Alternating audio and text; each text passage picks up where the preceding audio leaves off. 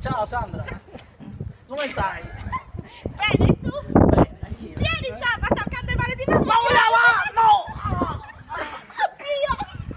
Oddio! Mi sono cambiato prima. Aiuto, aiuto! Devo buttarmi. Cosa è successo? Cosa succede? Spiegatemi! Cosa succede? Aiuto, aiuto! Non respira! Non c'è polso! Subito defibrillatori! Corri! Scarica! 360! Devo saltare.